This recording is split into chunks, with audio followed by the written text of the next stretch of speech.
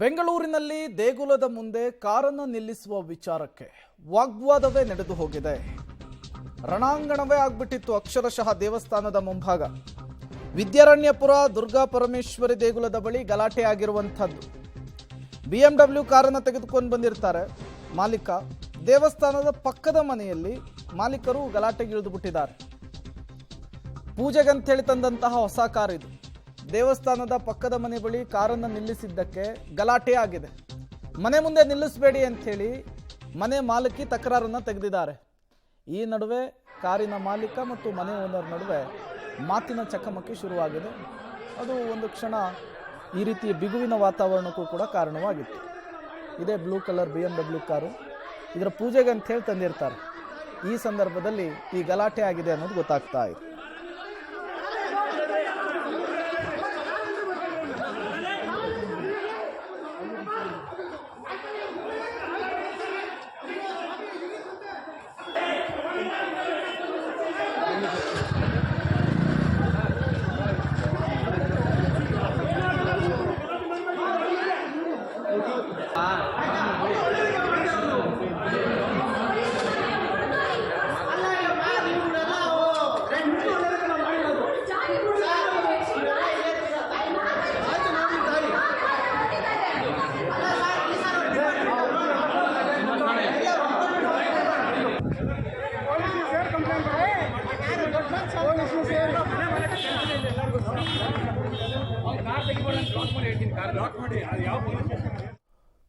ನೋಡಿ ಯಾವ್ಯಾವ ವಿಚಾರಕ್ಕೆಲ್ಲ ಗಲಾಟೆ ಆಗುತ್ತೆ ಅಂತ ಹೇಳಿ.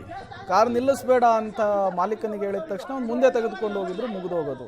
ಅಥವಾ ಒಂದು 5 ನಿಮಿಷ ಕಾರ್ ನಿಲ್ಲಿಸ್ಬಿಟ್ಟಿದ್ರೆ ಅಲ್ಲಿ ರಸ್ತೆ ಸೌದೋಗ್ತಿತ್ತಾ, ದೊಡ್ಡ ಗಲಾಟೆನೇ ಆಗಿ ಹೋಗ್ಬಿಟ್ಟಿದೆ. ವಿದ್ಯಾರಣ್ಯಪುರ ದುರ್ಗಾ ಪರಮೇಶ್ವರಿ ದೇಗುಲದ ಬಳಿ ಗಲಾಟೆ ಆಗಿರುವಂಥದ್ದು. ಯಲಹಂಕ ಕೈ ಮುಖಂಡನ ಅಳಿಯ ಮತ್ತು ಸ್ಥಳೀಯರ ನಡುವೆ ಕಿರಿಕು. ಪರಾಜಿತ ಅಭ್ಯರ್ಥಿ ಕೇಶವರಾಜಣ್ಣ ಅಳಿಯನ ಜೊತೆಗೆ ಸ್ಥಳೀಯರು ಗಲಾಟೆ ಮಾಡ್ಕೊಂಡ್ಬಿಟ್ಟಿದ್ದಾರೆ. ಮನೆ ಮುಂದೆ 3 ಕಾರುಗಳನ್ನು ಪಾರ್ಕಿಂಗ್ ಮಾಡಿದ್ರಂತೆ ಕುಟುಂಬಸ್ಥರು. ಕೇಶವರಾಜಣ್ಣ ಅಳಿಯ ಸೇರಿ 3ರನ್ನ ಈಗ ಬಂಧಿಸಿದ್ದಾರೆ ಪೊಲೀಸರು ಅನ್ನೋದು ಗೊತ್ತಾಗ್ತಾ ಇದೆ. ವಿದ್ಯಾರಣ್ಯಪುರ ಪೊಲೀಸ್ ಠಾಣೆಯಲ್ಲಿ FIR ದಾಖಲಾಗಿರುವಂಥದ್ದು. ದುರ್ಗಾ ಪರಮೇಶ್ವರಿ ದೇಗುಲದ ಬಳಿ ಗಲಾಟೆ ಆಗಿದೆ. ಸ್ಥಳೀಯರು ಮತ್ತು ಕಾರಿನ ಮಾಲೀಕನ ನಡುವೆ ಗಲಾಟೆ ಆಗಿರುವಂಥದ್ದು. ಕಾರ್ ಪಾರ್ಕಿಂಗ್ ವಿಚಾರಕ್ಕೆ ಶುರುವಾದಂತಹ ಮಾತಿನ ಚಕಮಕಿ ಕೈ ಮಿಲಾಯಿಸುವ ಹಂತಕ್ಕೆ, ನೂಕಾಟ ತಳ್ಳಾಟದ ಹಂತಕ್ಕೂ ಕೂಡ ಹೋಗಿರುವಂಥದ್ದು. ಇದೇ ವಿಚಾರಕ್ಕೆ ಸಂಬಂಧಪಟ್ಟಂತೆ ಈಗ ಪೊಲೀಸರು ಅರೆಸ್ಟ್ ಮಾಡಿದ್ದಾರೆ ಅನ್ನೋದು ಗೊತ್ತಾಗ್ತಾ ಇದೆ. ಯಲಹಂಕ ಕೈ ಮುಖಂಡನ ಅಳಿಯನನ್ನು.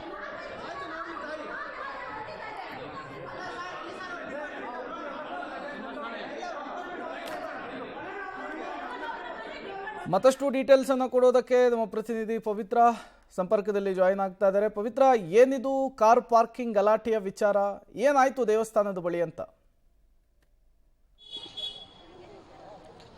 ಪ್ರೇಮ್, ದುರ್ಗಾ ಪರಮೇಶ್ವರಿ ದೇವಸ್ಥಾನ ವಿದ್ಯಾರಣ್ಯಪುರದಲ್ಲಿರುವಂತಹ ದೇವಸ್ಥಾನ. ಸೊ ಈ ದೇವಸ್ಥಾನದ ಮುಂಭಾಗ ಮನೆಗಳಿದಾವೆ. ಸಾಮಾನ್ಯವಾಗಿ ಇಲ್ಲಿ ವೆಹಿಕಲ್ ಪೂಜೆಗೆ ಅಂತ ಬಂದಿರ್ತಾರೆ. ಸೊ ನಿನ್ನೆ ಕೂಡ BMW ವಾಹನ ಏನಿದೆ ಈ ಜಾಗದಲ್ಲಿ ಪಾರ್ಕಿಂಗ್ ಅನ್ನ ಮಾಡ್ತಾರೆ. ಸೊ ಮನೆಯ ಮಾಲಕಿ ಹೇಳ್ತಾರೆ, ಇದು ಮನೆಯ ಮುಂದ್ಗಡೆ ಇದೆ, ನಮ್ಮ ಗಾಡಿ ಕೂಡ ರಿಟರ್ನ್ ಬರಬೇಕು, ಹೊರಗಡೆ ಬರಬೇಕು, ನೀವು ಗಾಡಿಯನ್ನ ಮುಂದಕ್ಕೆ ಹಾಕಿ ಅಂತ ಹೇಳ್ತಾರೆ. ಕ್ಷುಲ್ಲಕ ವಿಚಾರಕ್ಕೆ ಆರಂಭವಾಗಿರುವಂತಹ ಗಲಾಟೆ ಏನಿದೆ ಅದು ತಾರಕಕ್ಕೆ ಏರಿದೆ. ಮಾತಿಗೆ ಮಾತು ಬೆಳೆಯಿತು. ಸೊ ಯಾವ ರೀತಿ ಅಂದ್ರೆ ಇಲ್ಲಿನ ಅಂದ್ರೆ ಕೆಲವೊಂದಿಷ್ಟು ಅಲಿಗೇಷನ್ಸ್ ಗಳ ಪ್ರಕಾರ ರಾಜಕೀಯ ಮುಖಂಡನ ಸಂಬಂಧಿಕ ಆಗಿರೋದ್ರಿಂದ, ಕೇಶವರಾಜಣ್ಣ ಅನ್ನುವಂಥವರ ಕಾಂಗ್ರೆಸ್ ಮುಖಂಡನ ಸಂಬಂಧಿಕ ಆ ವ್ಯಕ್ತಿ ಏಕಾಏಕಿ ನಾನು ಯಾರು ಗೊತ್ತಾ, ನನ್ನ ಹಿನ್ನೆಲೆ ಗೊತ್ತಾ ಅಂತ ಹೇಳಿ ದರ್ಪವನ್ನ ಮೆರೆದಿದ್ದಾರೆ. ಜೊತೆಗೆ ಹಲ್ಲೆಗೂ ಕೂಡ ಮುಂದಾಗಿದ್ದಾರೆ ಅನ್ನುವಂತಹ ಆರೋಪ ಇದೆ. ಅದಾದ ಬಳಿಕ ಆ ಘಟನೆ ನೇರವಾಗಿ ದೇವಸ್ಥಾನದ ಒಳಗಡೆ ಶಿಫ್ಟ್ ಆಗಿದೆ. ಯಾಕಂದ್ರೆ ಆತ ಗಾಡಿ ಪೂಜೆಗೆ ಅಂತ ಇಲ್ಲಿ ಬಂದಿರೋದ್ರಿಂದ ಗಲಾಟೆ ಯಾವಾಗ ಸ್ಥಳೀಯರು ಆತನ ವಿರುದ್ಧ ರೊಚ್ಚಿಗೆ ಹೇಳ್ತಾರೋ ಆಗ ಆತ ನೇರವಾಗಿ ದೇವಸ್ಥಾನದ ಒಳಗಡೆ ಓಡಿ ಹೋಗಿ ಅಲ್ಲಿ ರಕ್ಷಣೆಯನ್ನ ಪಡೆಯೋದಕ್ಕೆ ಮುಂದಾಗ್ತಾರೆ. ಸೊ ಸ್ಥಳೀಯರು ಅಲ್ಲೂ ಹೋಗಿ ಕೂಡ ಗಲಾಟೆಯನ್ನ ಮಾಡ್ತಾರೆ. ಬಟ್ ಈಗ ದೇವಸ್ಥಾನದ ಅರ್ಚಕರು ಒಂದು ಮಾತನ್ನ ಸ್ಪಷ್ಟಪಡಿಸ್ತಾ ಇದ್ದಾರೆ, ನಾವು ಯಾರನ್ನೂ ಕೂಡ ರಕ್ಷಣೆ ಮಾಡುವಂತಹ ಕೆಲಸವನ್ನ ಮಾಡಿರಲಿಲ್ಲ. ಆ ವ್ಯಕ್ತಿ ದೇವಸ್ಥಾನಕ್ಕೆ ಗಾಡಿ ಪೂಜೆಯನ್ನ ಮಾಡೋದಕ್ಕೆ ಬಂದಿದ್ರು. ಅದಾದ ಬಳಿಕ ದೇವಸ್ಥಾನದಲ್ಲಿ ಒಳಗಡೆ ಪೂಜೆಯನ್ನ ಮಾಡೋದಕ್ಕೆ ಅಂತ ಬಂದಿರುವಂತಹ ಸಂದರ್ಭದಲ್ಲಿ ನಮ್ಮ ದೇವಸ್ಥಾನದ ಆಡಳಿತ ಕಚೇರಿ ಏನಿದೆ ಅದರ ಒಳಗಡೆ ಬಂದ್ರು. ಅದಾದ ಬಳಿಕ ಕುಟುಂಬಸ್ಥರು ಕೂಡ ಬಂದು ಇಲ್ಲೂ ಕೂಡ ಗಲಾಟೆಯನ್ನ ಮಾಡಿದ್ರು. ನಾವು ಆ ಗಲಾಟೆಯನ್ನ ತಿಳಿಗೊಳಿಸುವಂತಹ ಕೆಲಸವನ್ನ ಮಾಡಿದೀವಿ ಅಂತ ಹೇಳ್ತಾ ಇದ್ದಾರೆ. ಬಟ್ ಒಂದು ಪಾರ್ಕಿಂಗ್ ವಿಚಾರದಲ್ಲಿ ಆರಂಭವಾದ ಗಲಾಟೆ ದೇವಸ್ಥಾನದ ಅಂಗಳಕ್ಕೂ ಕೂಡ ಕಾಲಿಟ್ಟು ಅಲ್ಲೂ ಕೂಡ ರಣಾಂಗಣವಾಗಿರುವಂತಹ ವಾತಾವರಣ ನಿರ್ಮಾಣವಾಗಿತ್ತು. ಸದ್ಯದ ಮಟ್ಟಿಗೆ ಪೊಲೀಸರು ದೂರನ್ನ ಕೂಡ ದಾಖಲು ಮಾಡ್ಕೊಂಡಿದ್ದಾರೆ. ನೋಡಿ, ನಿನ್ನೆ ಬಂದಂತಹ ವ್ಯಕ್ತಿ ಗಾಡಿ ಪೂಜೆಗೆ ಬಂದಿರುವಂತಹ ವ್ಯಕ್ತಿ, ಆದ್ರೆ ಆ ಗಾಡಿ ಪೂಜೆ ಆಗುವಂತಹ ಮುನ್ನವೇ ಸ್ಟೇಷನ್ಗೆ ಹೋಗಿ ಆ ಗಾಡಿ ನಿಂತ್ಕೊಂಡಿದೆ. ಅಂದ್ರೆ ಕ್ಷುಲ್ಲಕ ವಿಚಾರಕ್ಕೆ ಆರಂಭವಾಗಿರುವಂತಹ ವಾಕ್ ಸಮರ ಯಾವ್ಯಾವ ರೀತಿ ತಿರುವನ್ನ ಪಡೆದುಕೊಳ್ಳುತ್ತೆ ಅನ್ನೋದಕ್ಕೆ ಇದೊಂದು ಸ್ಯಾಂಪಲ್ ಅಷ್ಟೇ. ಓಕೆ, ಥ್ಯಾಂಕ್ ಯು ಪವಿತ್ರ ತಮ್ಮೆಲ್ಲ ಮಾಹಿತಿಗಾಗಿ.